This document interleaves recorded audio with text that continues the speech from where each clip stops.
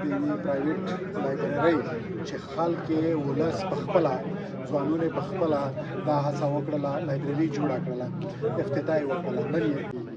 سو شوق میں دادا کوشش میں دادا چې میږي دغه پر اسپاټ وخلی پرې پای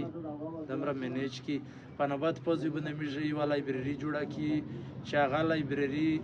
کده اسلام آباد نېشنل لایبرري په سټانډرډ نوي کم از کم د وزیرستان په لیول بندو ان شاء الله چې ډېر اکشلي وي. ډونیشنز میران صاحب په ملتان کې، پېښور کې، اسلام آباد کې چې کوم د میش سټوډنټس دي د کلی مختلف ادارې کې یونیورسيټي کې هغه څه ډونیشنز خلک ورته کړي. میران صاحب لکه ریکویسټ هم کوم د تو نه د تو سره چې کوم ټیم دی د تو ملګری دي کا په پېښور دي کا په اسلام آباد دي ایون سینیئرز دي ابراهیم متا